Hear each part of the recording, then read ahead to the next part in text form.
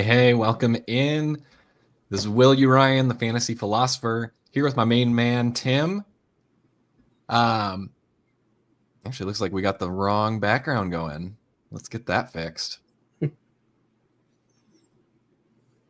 Oh no, what are we doing? There it is, Dynasty in 30. Rough start, but we are ready to roll. Tim, how are you doing this week? I'm doing well. It is honestly a little depressing that we're already in like the home stretch of the season a bit. It's trade deadline season for a lot of standard sleeper leagues, so we're coming up on do or die situations for sure. Yeah, I will say I'm thinking back to last year, and I'm thinking like this time of year last year, I just didn't care at all because the majority of my dynasty portfolio, I was accruing picks for the 2025 class.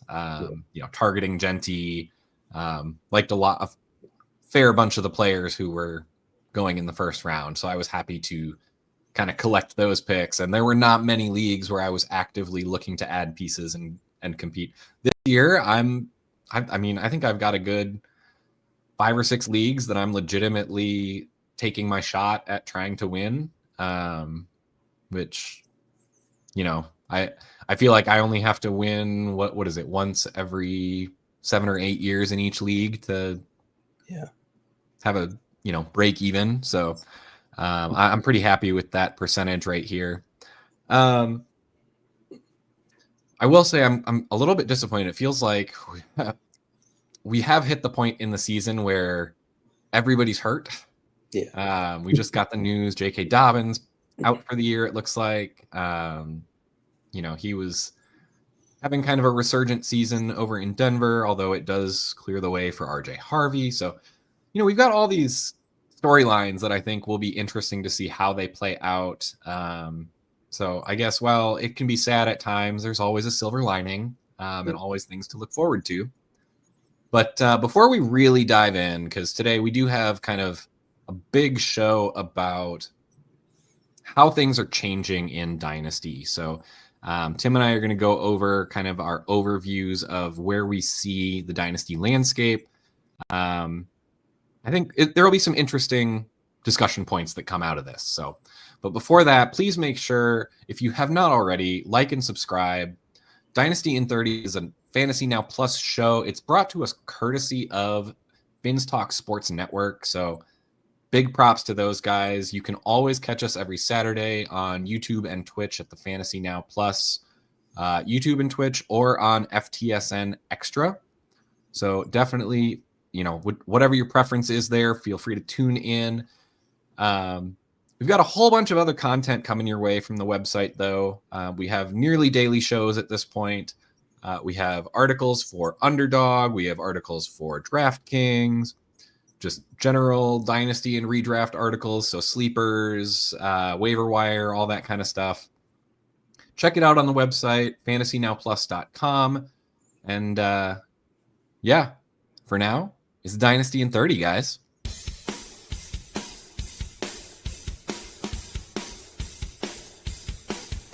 You're watching Dynasty in 30, only on Fantasy Now Plus.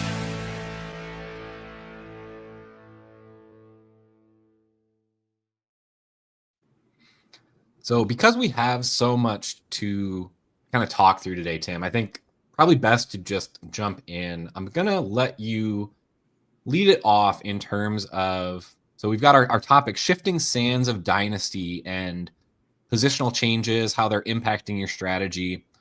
How do you want to do? You want to go position by position? Do you want to go overall first? I think position by position makes sense. Okay, let's start with the signal callers. Go Yeah. QB first. What are your thoughts here? How are you seeing things change for the Dynasty landscape? Well, there's some young players that are truly ascending. Most notably Drake May, who's having an excellent season and is really ascending into the top tier of quarterbacks, in my opinion, even from a fantasy perspective. You're including Matthew Stafford in the young ascending ones.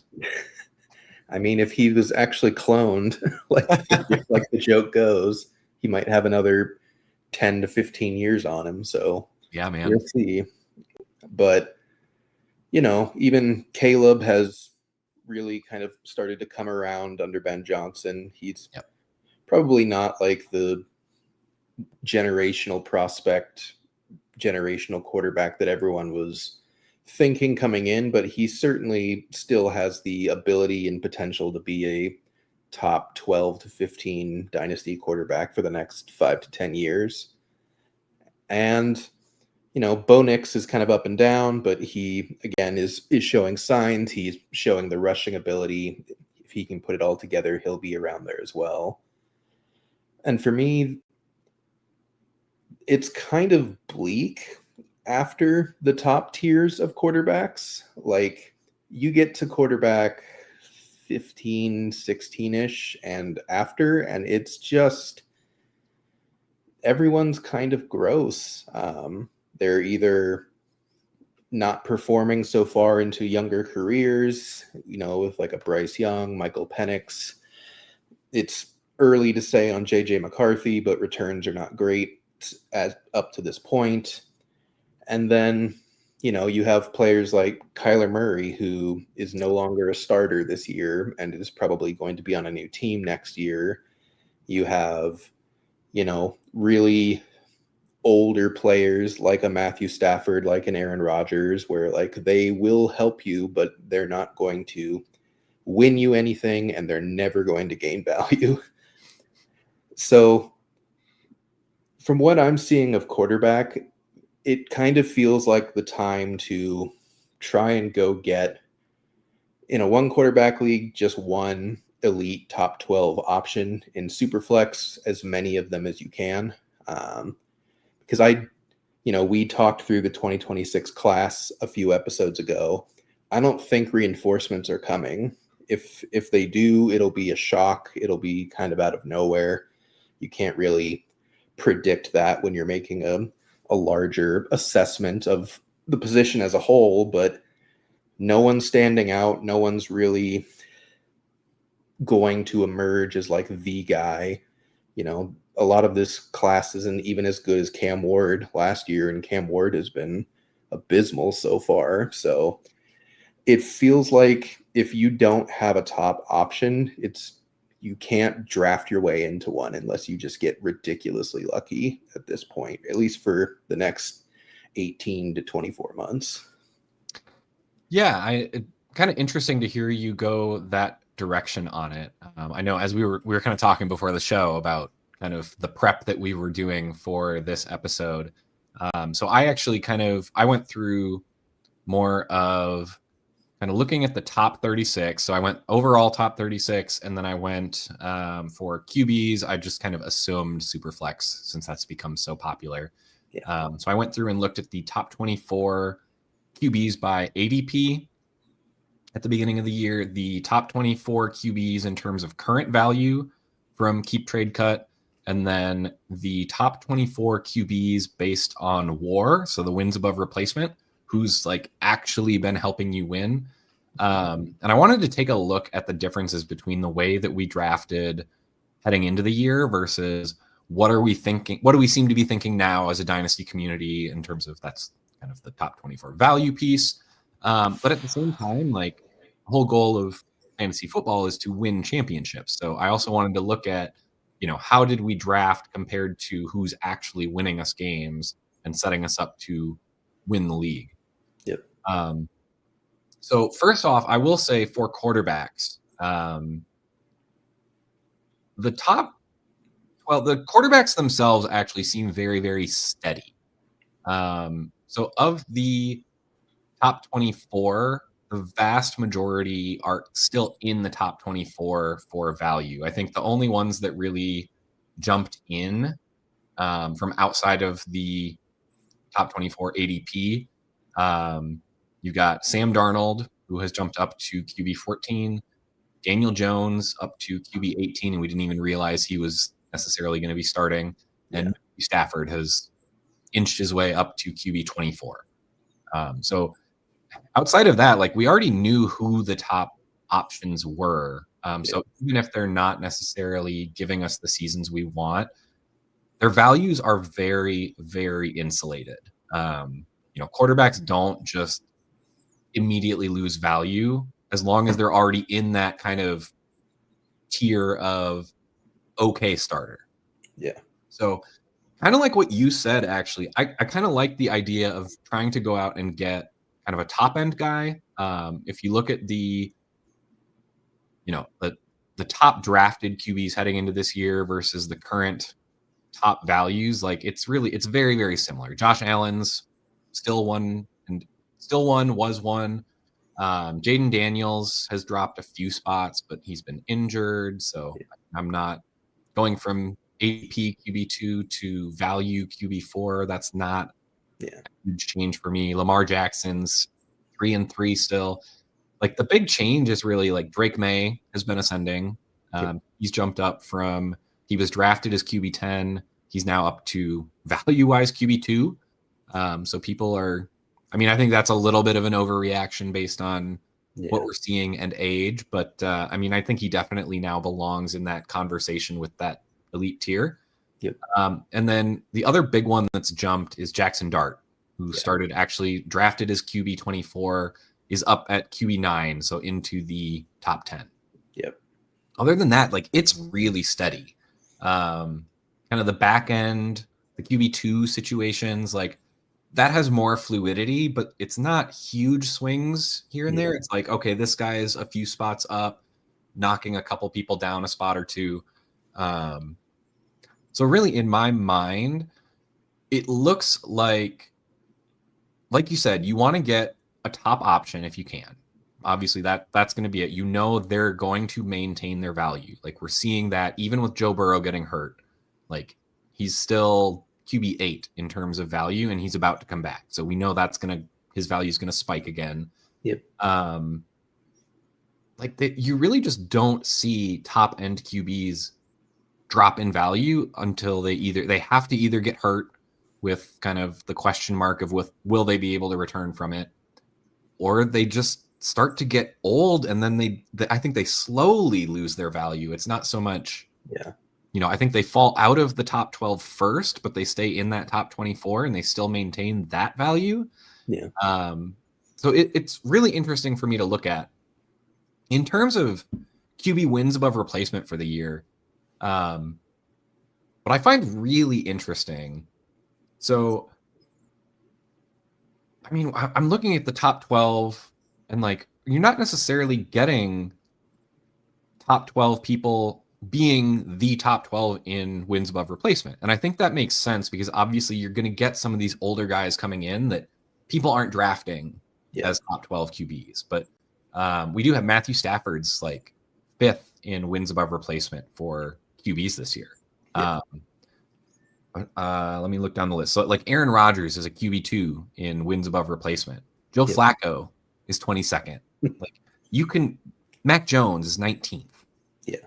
Like you can go get these guys very, very cheaply to keep yourself competitive.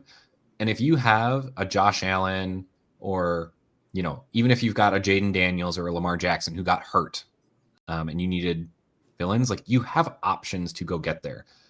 But then you see guys like this Matthew Stafford, Daniel Jones again. He's 8th in wins above replacement. If you get aggressive when you start seeing these QBs produce, I think it can make a big difference, especially in Superflex where you can start 2 QBs. You can go buy production at QB pretty cheaply. It's not something where you have to pay an arm and a leg. And I'm looking at the people that fell out for like the people that were drafted as top 24 QBs that are not in the top 24 for wins above replacement. It's JJ McCarthy who got hurt. He was drafted as 16th. He's down to 26th in WAR. Justin Fields was 23rd. He's down to 27th. Obviously, he's either been very good or very bad. There's no in between with him. Michael Penix was 20th. Bryce Young was 22nd. And Cam Ward was 17th. So like all these guys are kind of back end QB2s. The only one who really kind of has hurt you is Joe Burrow was QB4, but again, injury hasn't been there. Now he's back. Like he's starting to practice again. I would expect he's going to work his way up into wins above replacement per game.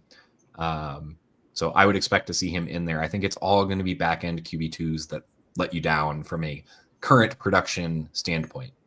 Yeah.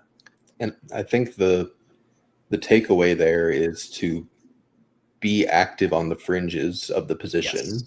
You know, Jordan Love and CJ Stroud, like once they're in a regular spot, are just going to stay in that spot in perpetuity. Like they'll go up 4 spots on a great year, they'll drop 4 spots on a bad year, but like your standard, somewhat young pocket passers that are franchise quarterbacks that are not exceptional, those are safe. Those are never going to move around too much. It's your Daniel Jones, who, as you said, he moved up to 8th. Like those types of players are the ones you want to buy, like because they could, in the right offense, in the right situation, just ascend into being a producer for you, and you paid nothing for them. Yep. So we do have a couple questions on QBs while we're looking at it. Justin Fields. So like we just said, like he's either been awesome or he's been terrible. You know, where are we feeling on Justin Fields? I'm a little bit torn, honestly. He's got a good financial commitment from the Jets. Yeah. I mean, he's got, I think it's over a $20 million cap hit next year. It's guaranteed, so like they can't just get out of it. They've been acquiring first round picks, but like you said, I don't see a good, like a locked franchise QB in 2026. Like maybe they will end up liking someone. So like maybe they go get Mendoza or something if they like him in the interview process. But I mean, I think a lot of what they are planning to do is build the team first and then go get one of the QBs in 27. Yep. Which in my mind, they probably wouldn't you want to just keep playing Field? Like you're already paying him. He's doing great at losing. So I mean, he's giving you what you want generally. Yeah. You know, you can spend your picks on talent that's actually going to support a franchise QB when you can get them. Yep. So in my mind, like I think Fields is going to be kind of that back end QB2 in terms of draft again. Yeah. And I think he's just going to be one of those guys that you just play the matchup. Like when he's got a good matchup, you play him and get your 20 fantasy points a game. And when he's up against a good defense, you sit him and play one of your other options. I think that's just who Justin Fields is at this point. Yep. Other questions. So asking about Love, Purdy. I'm assuming that's Daniel Jones. Are their values insulated? I would say yes. Yep. Pretty much exactly. I mean, even with Mac Jones, like Mac Jones has produced. So like some people are getting worried about Purdy. It's Purdy's team. Like yeah. He produced for them through his rookie contract. They paid him. Like he fits into Shanahan's system. In my mind, yes, all those guys are insulated. Jones, we saw the Colts trade away first round picks. They're not going out to draft a QB. They're going to extend Daniel Jones. Yep. I mean, are we expecting Anthony Richardson to overtake him? Like we saw Anthony Richardson in this offense last year, and it was nowhere near this. So Anthony Richardson is just Trey Lance 2.0 at this point. It's just he's an athletic freak that has all the tools, and it's just never going to happen. And people will just continuously pay seconds for him on the off chance it happens. Yeah, I actually really like the guys mentioned there. Love, Purdy, Daniel Jones. I think all of those guys are in that like mid-tier QB2s that like honestly, those are the guys who couldn't jump up into producing as QB1s. Yeah. Like you get Brock Purdy, if he had stayed healthy, like we've seen some of the games Mac Jones put up. Yeah. Like I think Mac Jones / Brock Purdy, whoever is that starting QB, like I think you plug them in as a QB1. So yeah, I like all of those QBs in terms of value. Like if you can get a discount on all of them, I mean, God, honestly, like I've even been going out and buying Tua and Kyler because it's like as much as people are down on them, um, like they produce in fantasy when they play. Yeah. And like you look at what's out there, there aren't just a bunch of free agents sitting out there ready to be signed and plug and play for the NFL. Like it's a weak position that once you're in the club, like we see Jacoby Brissett coming in. Like, yeah, he's playing pretty well, but like, do we think that Kyler Murray couldn't do that in a different scheme? No, he's proven he can do that in a Cliff Kingsbury offense. Right. He's just in the worst possible offense for his skill set currently. Yep. So I think that's where it comes is like any of these guys who have any sort of safety in terms of starting, I'm happy to go get at a discount. QB is very, very safe. Very active comments today. Yeah, man. I'm going through. Okay. I got one more QB question here before we move on to another one. Is Mac Jones actually real? I think he's a starter next year. I think 49ers ship him off and for like a fourth or a third, and someone uses him as a stopgap. Yeah, I think he's essentially at right about that replacement level in the NFL. Like worst case scenario, he's going to be one of the high end backups. And frankly, you see how often QBs get banged up in this league. Yeah.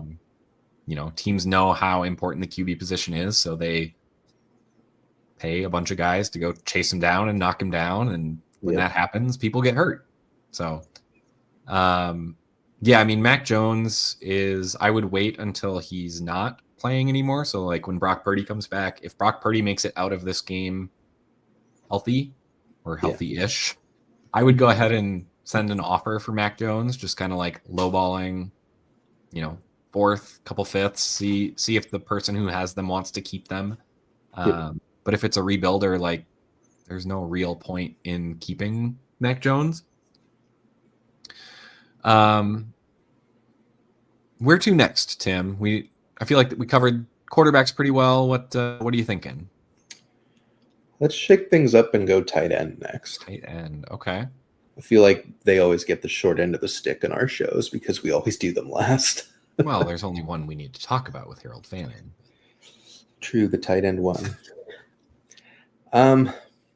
Tight end is kind of in a similar spot for me almost. There is a very select group of guys that if you have them, you are feeling great about the position. And then there's just the rest. It's not as big as quarterback, but it's also not as impactful of a position as quarterback. But you have your elite guys and Bowers, McBride, probably still Kittle, but I think it's just that he has a torn hamstring this year. I think he's just playing on a torn hamstring. So use that and try and buy him cheap, assuming that he comes back as a elite tight end still, because I think he still is, and he'll still have the opportunity to be in this offense. But you've got your ascending guys and Fannin, Warren, Loveland, Gadsden, and then Kraft. He'll probably come back 95%, 100% from the torn ACL next year. And then that's kind of it, unless I'm forgetting someone. Like, Kelsey is old and has fallen off the cliff. Andrews is old and isn't really utilized the way he was anymore. Evan Ingram has become nothing. Like, David Njoku's in a timeshare and has kind of become nothing. So it definitely feels like there's just a cliff of one or two tiers, and then it's just you're streaming even in Dynasty. And so if you don't mind doing that, then all more power to you. But personally in Dynasty especially, I'm heavily targeting Bowers. I'm heavily targeting McBride. I forgot Laporta. Laporta's in there too. So I actually feel like tight end is about to shift. So I agree with you heading into this year. So the only 2 tight ends in the top 36 of ADP were Brock Bowers and Trey McBride. The only 3 tight ends that are currently in the top 36 for dynasty value, Brock Bowers, Trey McBride, and Tyler Warren. Yep. And the only tight end in the top 36 for wins above replacement so far this year is Trey McBride. So again, Brock Bowers hurt. I would assume he would be in there had he stayed healthy. But I mean, like you said, it's a very top heavy position. You either have essentially a Brock Bowers, a Trey McBride, or a Tyler Warren, or you don't. Yeah. Now we've seen Tyler Warren came in, so he's added his name to that conversation. Oronde Gadsden has shown that ceiling. Yep. There is a decent chance he continues to produce given his wide receiver background. And he jumps up into that situation by the end of this year, beginning of next year. Yeah. I think Sam Laporta is in a situation where he's kind of on the fringe of that. He's not quite there, but to some extent, that's what is around him. I mean, if you look at Bowers and McBride, like they don't have a ton of target competition, which is part of what makes them so good.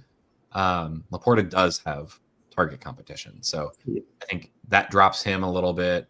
You mentioned Tucker Kraft. I think we've seen the high end of what Tucker Kraft can do before he got hurt. Yep. I think this is one where all of a sudden it's not going to be just Brock Bowers and Trey McBride. Yeah. I think it's going to be kind of that top tier where you got Bowers, McBride, Warren, and then I think you're going to have a middle tier of Laporta, Kraft, Gadsden, Loveland, Fannin, Kittle, where all of a sudden, like, you don't have to go out and target Brock Bowers and Trey McBride to get a big advantage at the position, or just sit back and hands off and wait and just, stream whatever's left kind of situation. I think there's actually going to be a middle tier here, and it's going to devalue Bowers and McBride a little bit because there isn't going to be as big of a positional advantage compared to the rest of your league. Yeah. Just my take on it. I mean, I'm looking at tight end wins above replacement this year. Number 2, my guess is you can probably guess who number 2 is. It's not someone we've talked about. Interesting. I feel like I'm forgetting someone obvious then. It's someone who has definitely produced this year, but is not just. Johnson? What's that? Juwan Johnson? No, it's Jake Ferguson.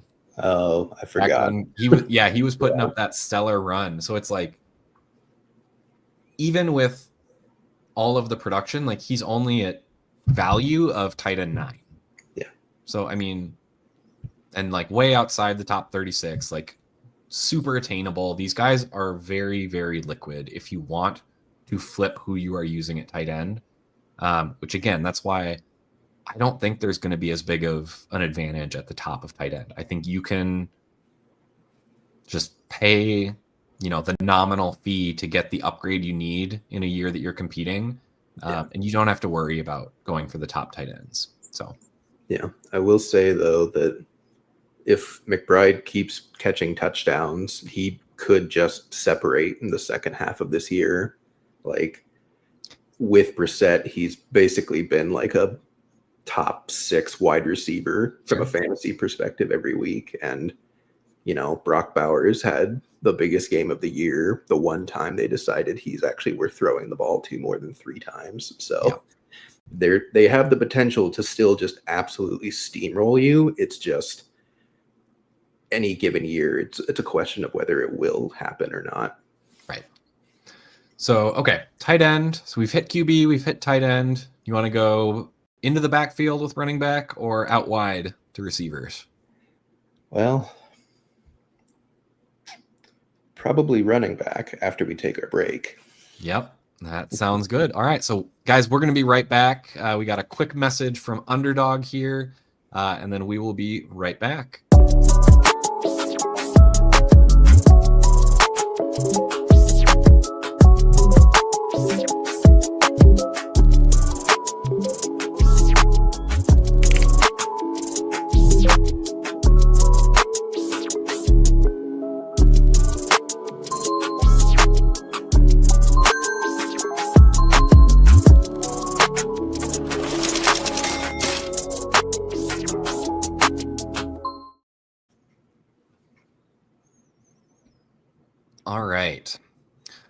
So shifting over, before we get going, we do have a couple questions. Justin is disappointed. He wants to talk about why Jordan Mason isn't getting a chance to play more. Part of it, I think, is just lack of flexibility. I think Aaron Jones is a much better pass catcher. Yeah. So, I mean, I think it's clear that Jordan Mason is the better rusher between the two. I also wouldn't be surprised if he's playing through some sort of injury. Yeah. The offense has just not been very good this year. Like, it's just been kind of mediocre. And when you have a running back that doesn't catch passes, if you're not on a good offense, you're not scoring fantasy points. So that's unfortunately just kind of how that's been going. Yep. One more quick one. Needs to drop one on a small bench. I'm assuming this is redraft, given the names. Garrett Wilson, Kenneth Walker, or Marv. For me, I'm clearly dropping Walker. I haven't been able to play him in weeks. Marv should be a short-term absence, and Garrett's just too good if he does come back. Yep. Which his coach says he's likely to come back this season. So yeah, Walker is, and we may get into this in this discussion now, but Walker's value in all formats is just kind of gone at this point. Yeah, one of my bigger misses this year, but is what it is. It was right on paper. All right. So you said running back, right? Yep. Okay, so how do you look at the running back position then? Where do you see it headed? I think it's back. I think kickoffs have really played a huge role in how offenses are operating this season. You know, it's a shorter field to begin with. There's more opportunity for points. And when it comes to scoring touchdowns on short fields, that always favors the running backs.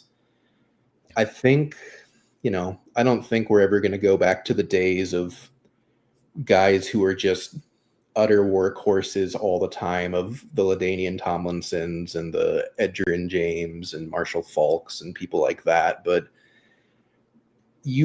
I think we're in the realm where coaches understand that they should be playing their best running backs 70 to 75% of the snaps. And it's really just coming down to how many passes they're catching and how many touchdowns they're scoring in a season that's going to help you win your league with any given running back. But opportunity is still kind of king from what I can tell.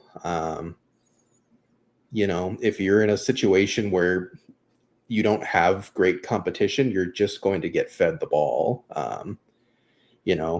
The Dolphins have tried like 4 times now to not have Devon Achane play 75, 80% of the snaps, and they just can't find anyone to take the load off after Mostert left. So he just keeps getting all the touches, and he's scoring a lot of fantasy points for it. So I think there's a lot of talented backs in the league now that I think even like 2 years ago, it was kind of a little sketchier as far as the talent pool.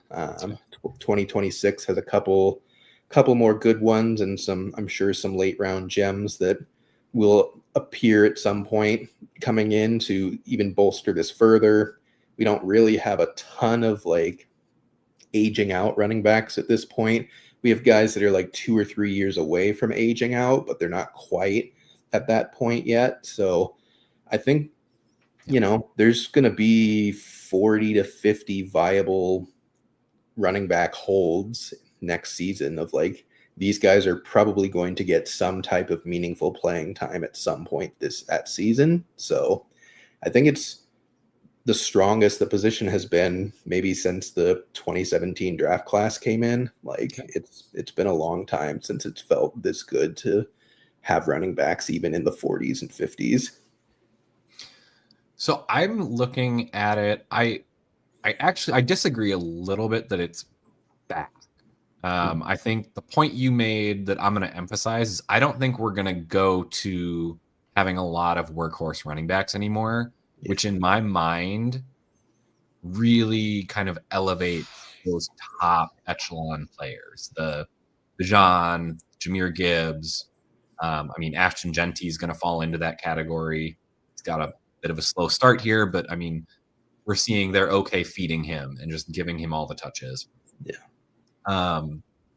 So I think those guys all of a sudden become more and more valuable just because they're going to be more projectable than, I mean, you look at the guys, we thought Kenneth Walker is a good running back. And like, he's talented, but when he gets in a timeshare, it's really hard to predict his production because, you know, is he going to be on the field when they get close to the goal line? Is he going to catch 3 passes or none? It just, there's a lot of variability there after you get outside of the people who we know that they're going to dominate. So kind of looking top 36 in ADP, there were actually 7 running backs. So it was Bijan, Jahmyr Gibbs, Genty, Saquon off his monster year last year, O'Marion Hampton as a rookie, Devon Achane, who you talked about, just getting a ton of usage, and Bucky Irving, who really had come on towards the back half of last year.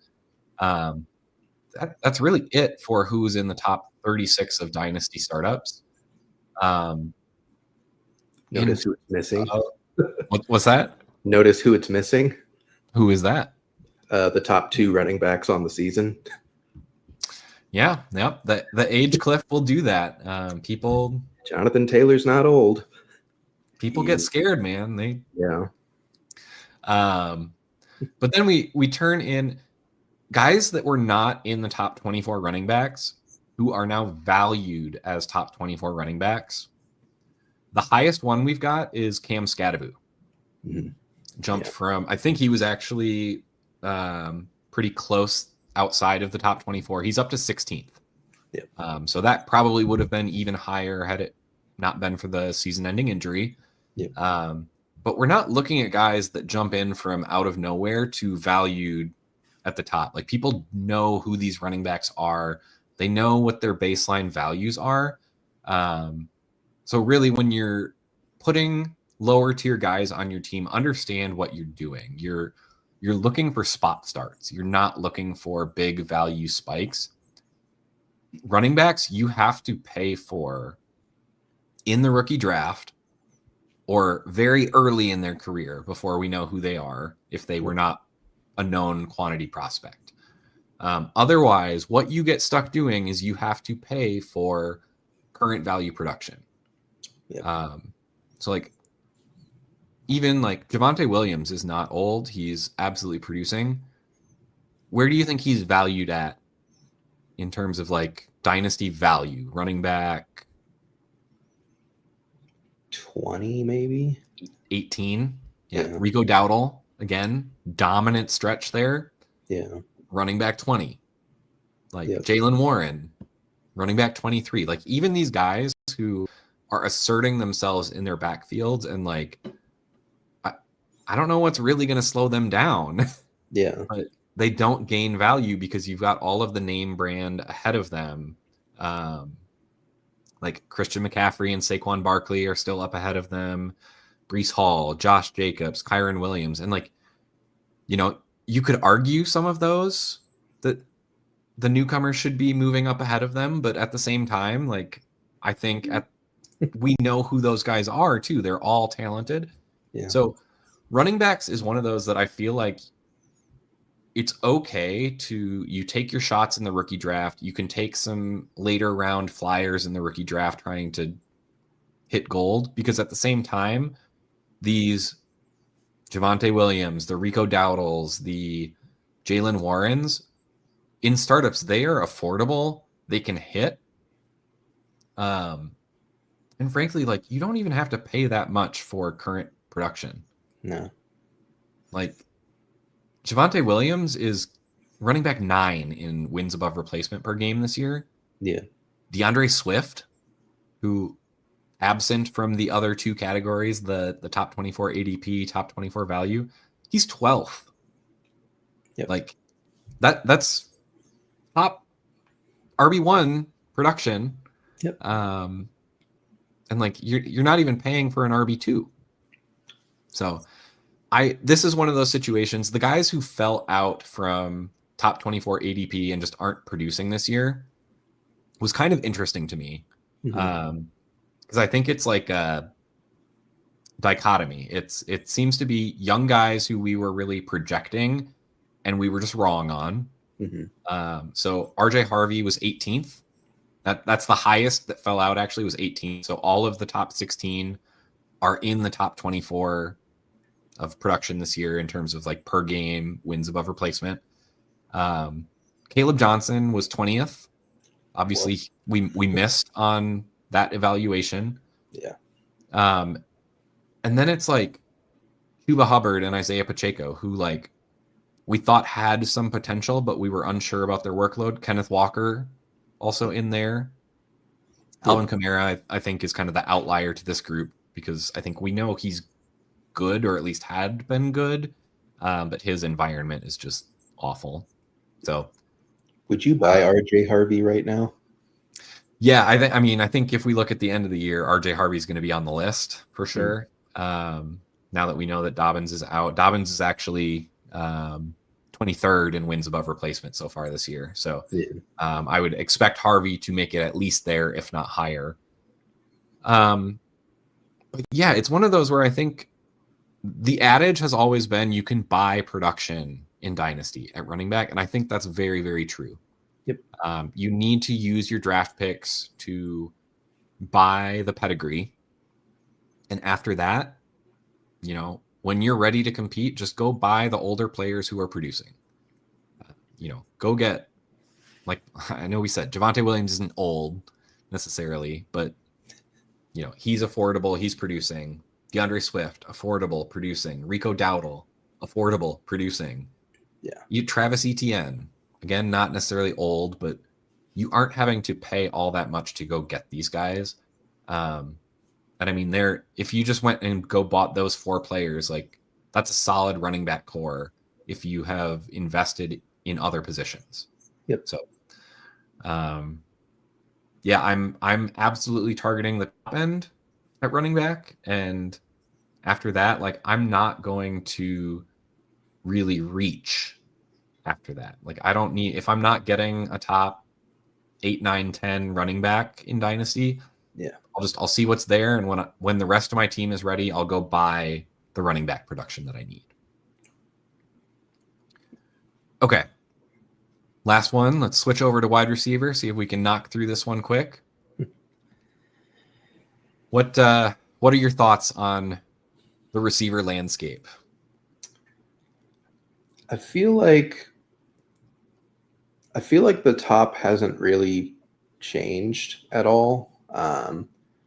With the exception of, I think you can add JSN to the top tier officially, but it's still Chase, it's still Jefferson, it's still Puka, it's still Lamb, it's still, Neighbors when he's healthy, and now you probably add JSN to that mix. The second tier of receivers has really just had an awful season, to be honest, just almost across the board. And I don't think really any of it is representative of their talent levels not being what we thought they were. It's just a lot of weird situations or bad situations, Nico Collins, no offensive line. Ladd McConkey now has 4 viable targets in that offense, and we thought he was the only one going into the season. I was going to say the Chargers have more receiving threats than Ladd McConkey has letters in his first name. Yeah, like it, and we didn't expect any of them outside of Ladd. So, Brian Thomas Jr. has been injured all year. Trevor Lawrence is probably not as good as we were hoping, but he's still a 4'3" athletic freak that is 6'3", 210 pounds, and has produced already as a rookie. Like, you're not going to just be like, oh, I'm out on that guy now. I don't think you are, and after that, all the tiers have kind of stayed the same, except for the older guys are starting to age out a bit.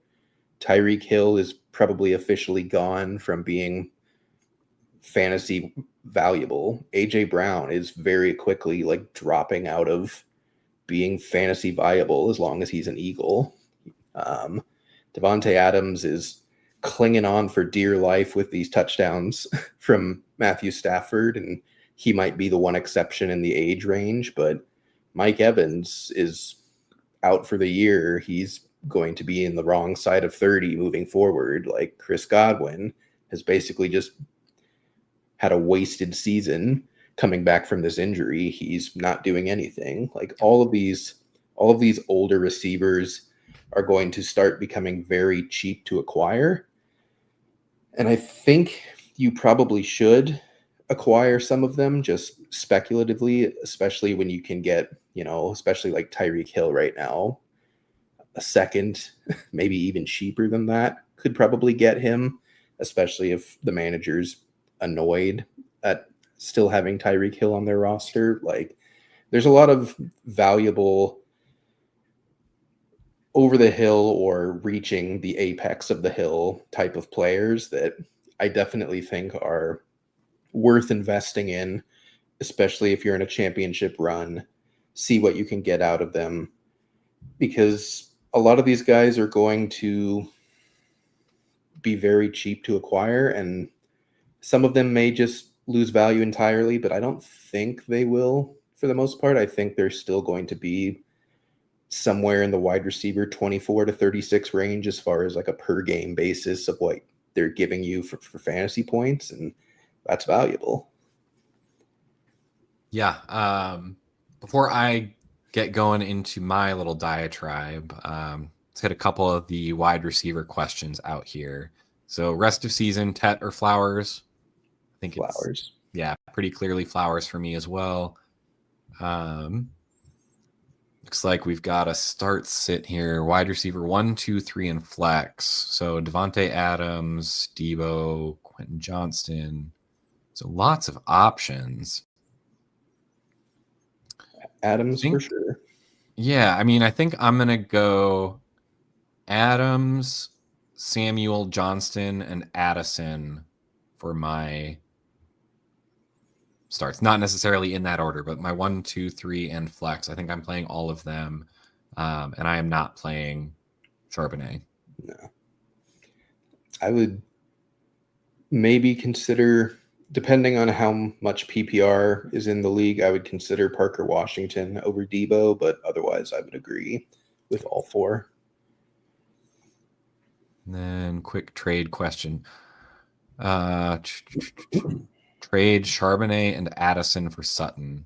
If this is Dynasty, absolutely not. If this is redraft, Still would not. Yeah, I think Addison's the best piece in that deal. Yeah.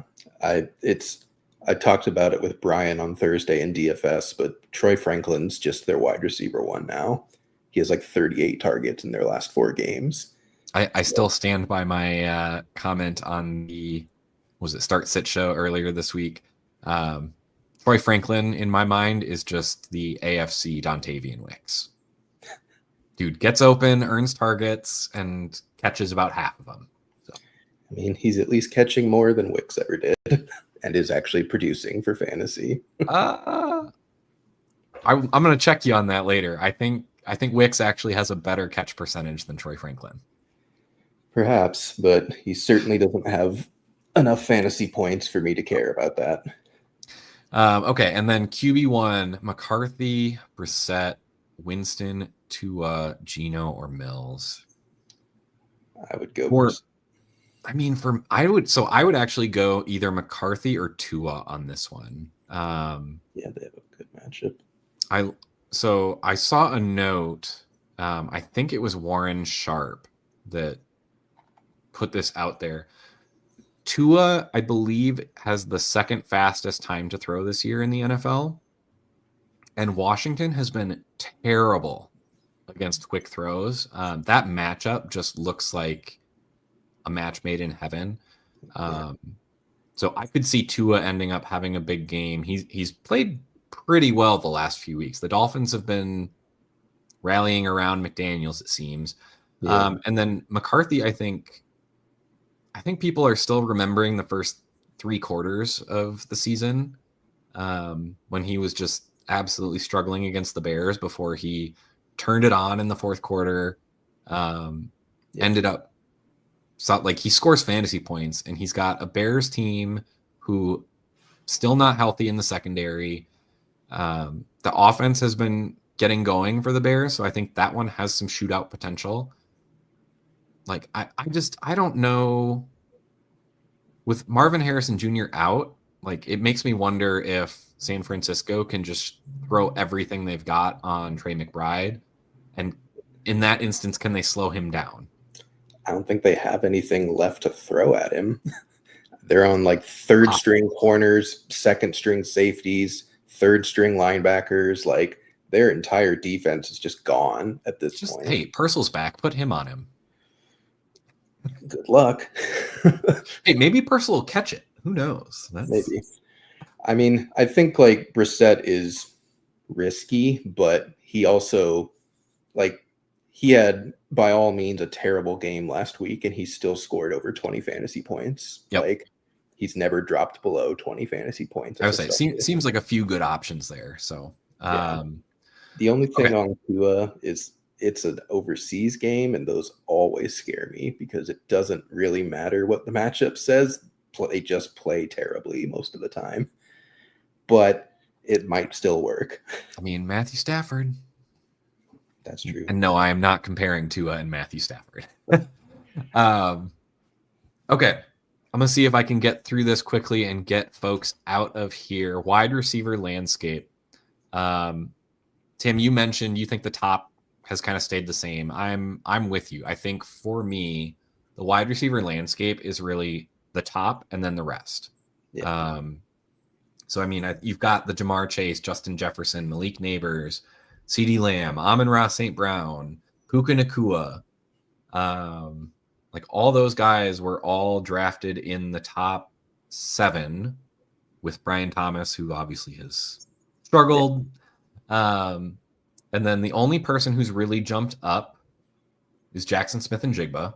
Yep. Emeka Ibuka is actually up to wide receiver 8, which, I mean, he's continued to produce. So He'll figure it out this year at least.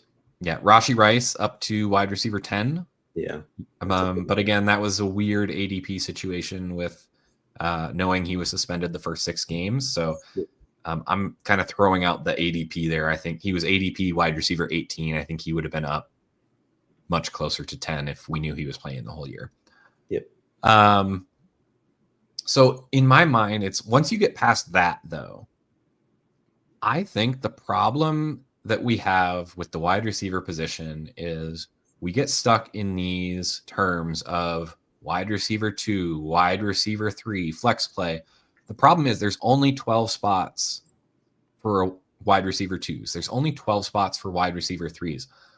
Once you get past that first chunk, it's like you got the elites, you've got the near elites, and then after that, everyone is within a few points per game of each other. Like they're all the same and they're all random. Like yes, any week you're getting 25 or 4 and you're not going to know. So I went down all the way to the top 36 wide receivers in ADP. These are the ones who are not producing wins above replacement in the top 36 for wide receivers. So ADP 6 was Brian Thomas Jr. He's down at wide receiver 45 for wins above replacement. Okay, he's kind of the outlier. AJ Brown at 13th, again, kind of an outlier where we thought higher of him. He's down at 38th for wins above replacement. There's no one else. I mean, it's Travis Hunter at 15th. He was a rookie. Like we had some expectations and he was starting to come on. Yep. He's at 51st. Xavier Worthy was ADP 21st. Wide receiver 21, he's down at 56th. Wide receiver 22 for ADP was Terry McLaurin. He's down at 47. Wide receiver 26 was Terry McLaurin. Sorry, did I just say Terry McLaurin? Yep. Yeah, sorry. 26th was DJ Moore. He's at 48. So like these guys, like once you get into the back half of the top 36, they might be hitting, they might not. But it's not like they're just dead. Yeah. Like, yeah, these numbers sound big between, 47, 51, 56.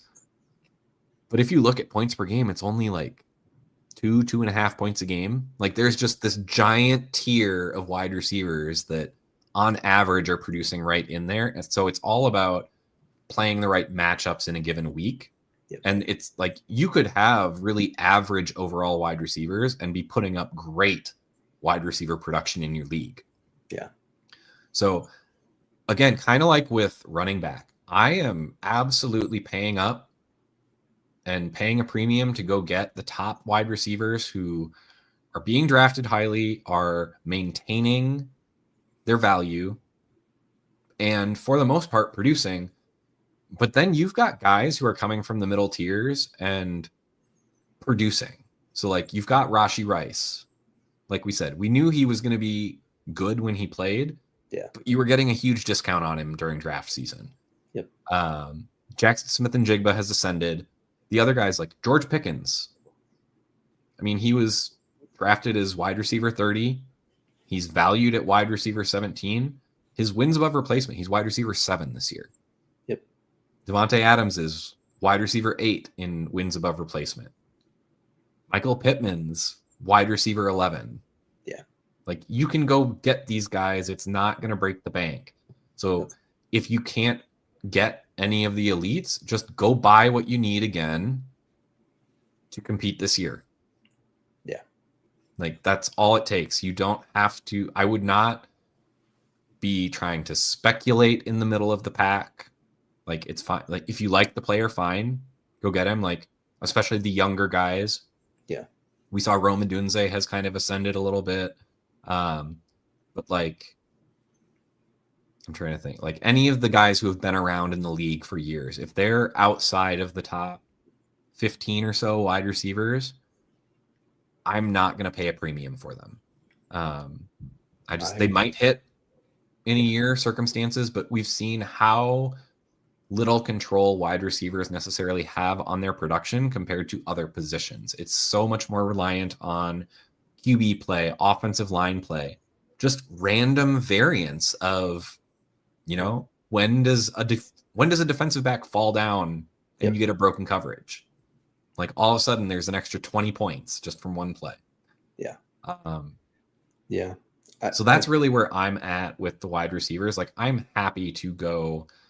I'll go in on the young guys who are kind of in that low end wide receiver 2, wide receiver 3, wide receiver 4 range and look for those guys to improve and ascend. And if they don't, wasn't a huge investment, just move on to the next draft class and do the same thing until we hit, someone like Emeka Egbuka.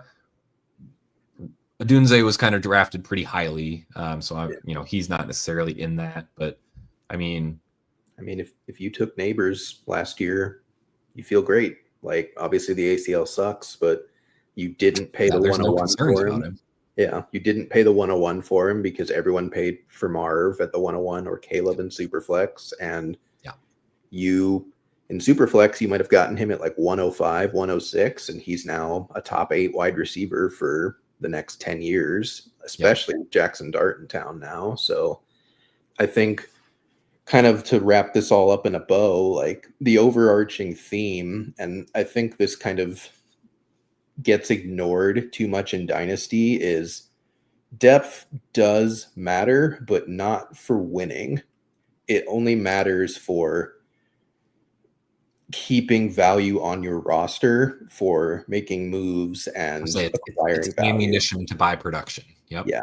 Like Devonta Smith and Jalen Waddle are perfectly good wide receivers, but they're not going to win you a championship unless you get lucky in week 17. That's just how that's going to work. Puka Nacua is going to win you a championship. Yep. And if you have the option to take some of these mid-tier guys that are in good positions and are overperforming, and you can package them with a pick to go get one of the guys, you need to do it at every position, not just receiver. We talked about all 4 of these positions. It's kind of the great guys and everyone else. Like you should be going for as many of these players as possible with as many as you can roster, trying to give up as little value as possible to get them, take advantage of spikes like you got for Rashee Rice, because he is, if not elite, he's right there in tier 1B. Like, if you could have gotten him and added him to a room of, say you had Chase and Puka, because you signed Puka in week 1 off of Dynasty waivers for all your fab, like, you now have a ridiculous wide receiver room. That's what your aim should be in Dynasty. Yeah, I'm with you. I think it's all about, you want to get as many hammers on your roster as you can. And if it's not a hammer, then you're just looking to safely retain value. Yep. And then you just wait for your championship window. You just keep playing that game year after year. If it's not your year, you sell your aging guy, you sell the guys who you can get a profit on. Get more liquid draft picks, that kind of thing. Draft smartly for what your team needs. And then when you are ready, you have enough value built up on your team, just go buy the production. Buy those wide receiver 2 types. Like, you can go get, someone who everyone's valuing as a wide receiver 4. And if you play the matchups, like, you can get wide receiver 2 production out of that wide receiver 4. Yeah. Or 2 wide receiver 4s, whatever you're platooning.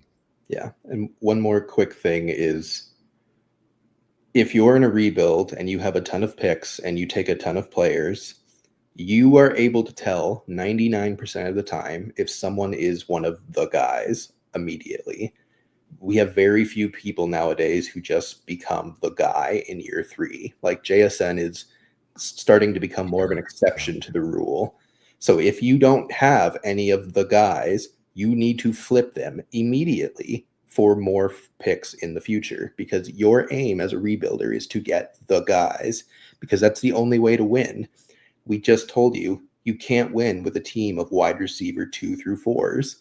You might be able to accidentally cobble it together for one season, but you're not going to continuously be in position to win every single year. And so, if you had taken Keon Coleman and Xavier Legette and even like Ladd McConkey last year, and you were flipping it for more 1s into this year's draft, you have more shots at players who could be the guy, at a Jordan Tyson if he's the guy, or a Makai Lemon if he's the guy. We don't know, but we that's know the point. Casey Conception.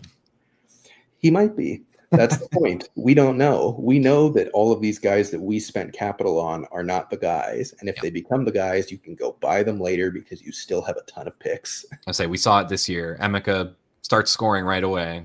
Yep. Just doesn't stop. Like, you knew he was going to hit. Week 1. And that's just it. Yeah. Week 1 Puka. We knew that was the guy. So, all right. One more question to go. I will say I saw this question in Discord. The reason I didn't respond, I agree. I think you got a couple of Vidal answers, and that's who I'm going with. I think workload's just safe. So yeah, I don't think there's any reason to gamble on the receiving options. Yeah, Gadsden is more interesting now that he's fully healthy, despite having a bone bruise in his knee and just like shaking it off in one practice, basically, which is also kind of impressive, ridiculous. But yeah, I think Vidal Gadsden is a perfectly fine play if you need like upside as opposed to safety, though. He is, man, Tim, you have to remember though, Gadsden is young. He's too young to be hurt. He's too young to be tired. Like, it just is what it is. Yep. Once he's a veteran, he can be banged up. But no, he gets one practice to get better, and that's it. Yep.